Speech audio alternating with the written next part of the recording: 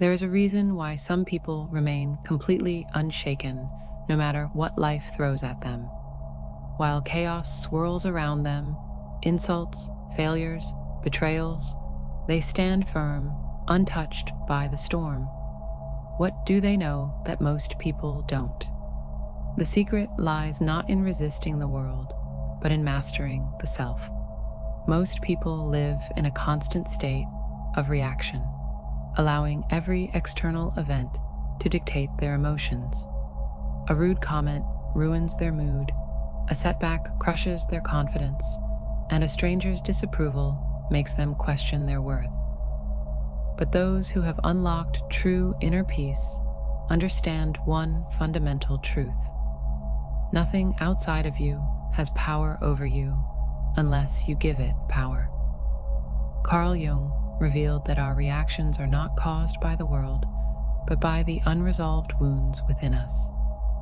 When someone's words trigger anger or hurt, it's not because of what they said. It's because their words touched a hidden insecurity or fear you haven't yet faced. The world is merely a mirror, reflecting back the parts of yourself you have not yet healed. Carl Jung's greatest insight was that our emotional reactions are never about the external world. They are about our inner world. If an insult makes you furious, it's because some part of you believes it might be true. If rejection devastates you, it's because you still depend on others for validation. If uncertainty terrifies you, it's because you cling to the illusion of control. This is why two people can experience the same event and react in completely opposite ways. One sees a crisis, the other sees an opportunity. The difference lies in their internal conditioning. Jung called this process shadow work, the act of bringing unconscious fears and insecurities into the light. Most people avoid this work, blaming others for their pain, believing that if only the world would change, they would be happy. But those who awaken realize a profound truth. The outer world is nothing more than a projection of the inner world. The moment you take responsibility for your reactions, you reclaim your power.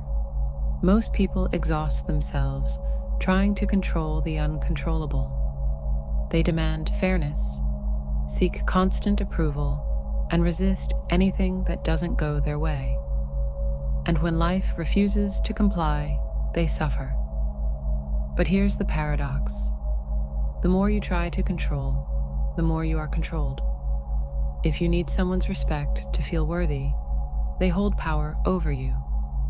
If you demand a specific outcome, you become its prisoner. If you crave validation, you hand others the keys to your self-worth. Jung understood that the world itself is neutral. It is neither kind nor cruel. It simply is. The meaning we assign to events is what shapes our reality. The people who remain unshaken in the face of chaos are not those who control everything around them. They are the ones who have mastered their own perceptions. They don't resist life. They flow with it. They don't demand that the world be fair.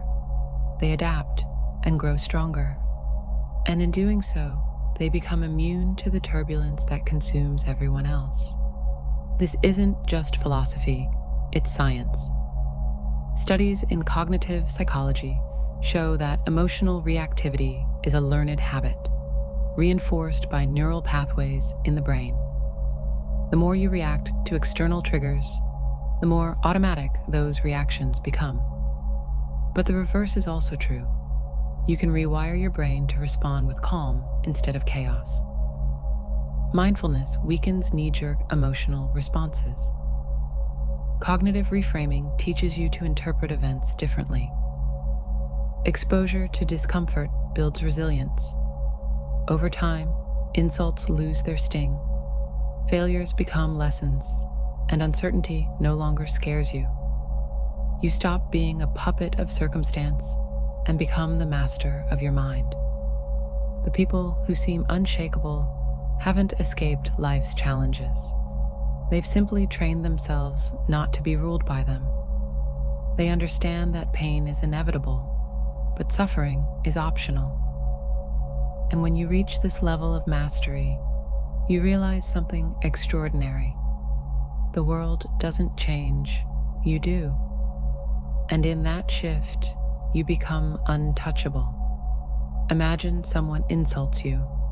Most people would feel anger, defensiveness, or hurt. But what if you could feel nothing? Not because you're numb, but because you recognize that their words have no power over you unless you allow it. This is the essence of emotional mastery, not suppressing emotions, but transcending them. The Stoics, Zen masters, and Carl Jung all understood this. Nothing outside of you can disturb you unless you give it permission. Most people react because they are identified with a fragile sense of self, a mental construct built on opinions, validation, and attachment to outcomes. When this false self is threatened, they lash out or crumble. But those who have done the inner work no longer identify with these fleeting thoughts and emotions.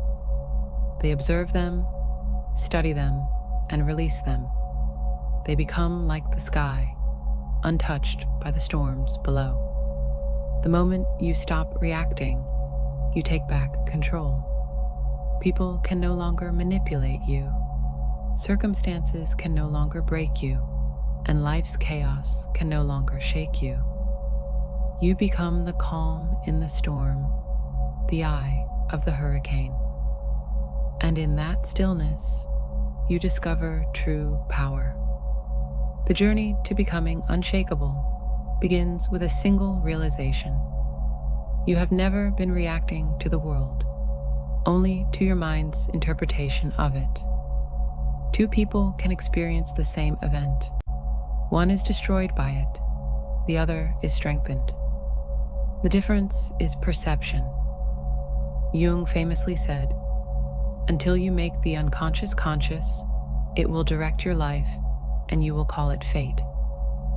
Most people live on autopilot, blindly reacting to triggers they don't understand. But when you bring awareness to your hidden wounds, fears, and insecurities, they lose their grip on you. You stop blaming the world and start mastering yourself. And in that mastery, you discover something extraordinary. The less you react, the more the world responds to you. People sense your unshakable presence. Negativity no longer sticks. Chaos no longer disturbs you. You stop chasing control and instead embody it, not over the world, but over your own mind. And that is the greatest power of all.